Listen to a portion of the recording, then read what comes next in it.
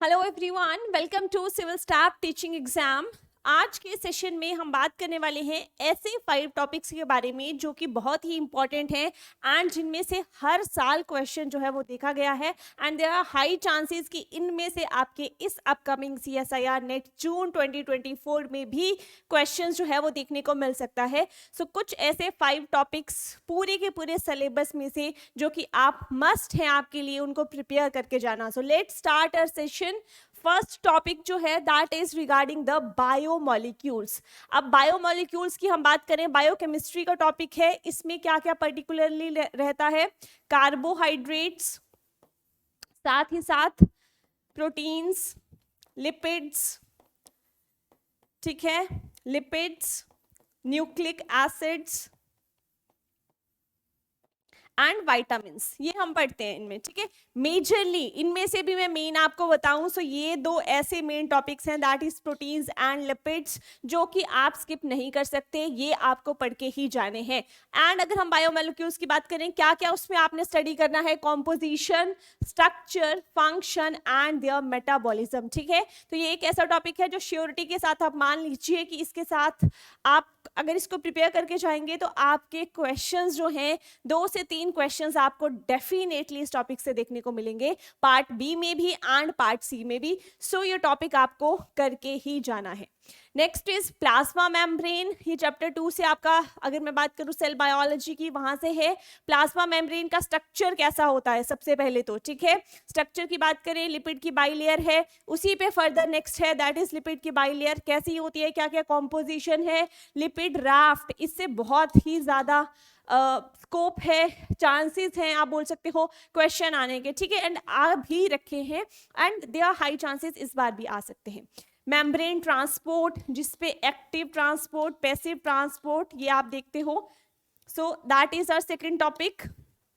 Next central dogma की अगर हम बात करें, सेंट्रल डॉगमा में तीनों के तीनों आपकी प्रोसेसेस रहती हैं, रेप्लिकेशन भी, ट्रांसक्रिप्शन भी, ट्रांसलेशन भी। इसमें आपने मशीनरी पढ़नी है।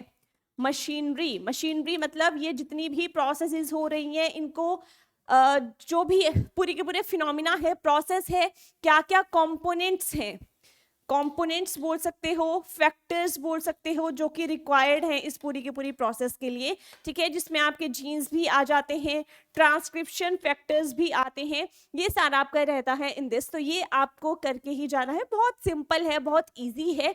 ये कुछ ऐसे टॉपिक्स हैं, ये आप कवर कर लोगे ना तो श्योरिटी के साथ आपको इससे क्वेश्चंस देखने को मिलेंगे। लेकिन ये टॉपिक आप ऐसे कवर करना कि कहीं से भी क्वेश्चन आ जाए, फिर ऐसा ना हो कि जस्ट आउटलाइन ली एंड मेजोरिटी जो मेन चीजें थी वो स्किप कर दी। तो स्किप बिल्कुल नहीं करना है। जब भी आप इन टॉपिक्स को स्टडी करने जाओगे आपको कोई भी डिटेल जो है वो स्किप नहीं करनी है, ईच एंड एवरी पॉइंट को कवर करना है, राइट। नेक्स्ट हम बात करें that is cell signalling pathways. Cell signalling pathways में GPCR की अगर हम बात करें that is G protein coupled receptors, बहुत इंपॉर्टेंट है, बहुत इंपॉर्टेंट। मैं क्यों बोल रही हूं? क्योंकि यहां से हर साल क्वेश्चंस आपके देखे गए हैं, ठीक है। GPCR की अगर हम बात करें that is receptor tyrosine kinase RTK,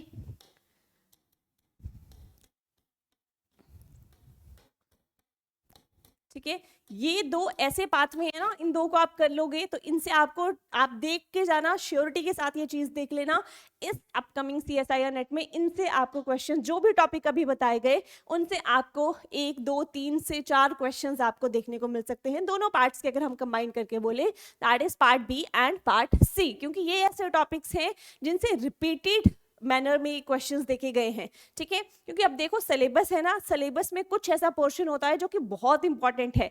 ऐसा नहीं कि हर साल पैटर्न बेशक आपका थोड़ा बहुत चेंज हुआ हो, उसके बाद क्वेश्चंस का पैटर्न बेसिकली चेंज हुआ हो, लेकिन जो मटेरियल है, जो आपका सिलेबस है वो तो सेम है, सेम रहेगा। इट मीन्स जो आपके टॉपिक्स हैं, जो कि इंपॉर्टेंट टॉपिक्स हैं वो भी सेम रहेंगे, वो आपको चेंज नहीं देखने को मिलने वाला।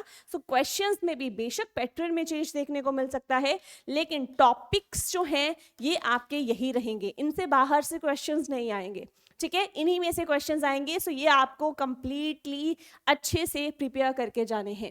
नेक्स्ट मेमेलियन डेवलपमेंट की हम बात करें, गेमेटोजेनेसिस, गेमेटोजेनेसिस में स्पर्मेटोजेनेसिस, oogenesis, ठीक है, स्पर्मेटोजेनेसिस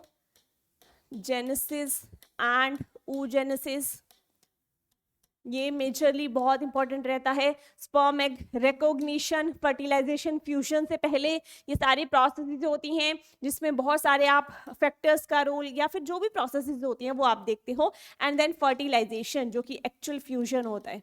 ठीक है, तो ये ऐसे टॉपिक्स हैं जहाँ से क्वेश्चंस आपके हर बार देखे गए हैं। तो दीज आर 5 इंपॉर्टेंट टॉपिक्स, 5 ऐसे टॉपिक्स आपके पूरे सिलेबस में से जिनसे जो कि आप इंपॉर्टेंट या मोस्ट इंपॉर्टेंट की कैटेगरी में उनको रख सकते हो कि ये ऐसे टॉपिक्स हैं, इनसे क्वेश्चन पक्का 110% देखा जाएगा। ठीक है, in case you have any doubts you can also comment that in the comment box. ठीक है, सो आपका डाउट भी रिजॉल्व कर दिया जाएगा। And in case if you want any other video on any topic, अगर आपको जानना है किसी और यूनिट के टॉपिक, या वैसे प्लेलिस्ट में आप एक बार चेक कर सकते हैं, हर एक यूनिट से इंपॉर्टेंट टॉपिक्स सिलेबस पे हर चीज़ पे वीडियोस जो हैं वो बन रखी हैं। तो एक बार आप गो थ्रू ज़रूर करें। साथ ही साथ in case if you want any new video on any new topic, you can also comment that in the comment section, right? So that's all about this video. Thank you so much.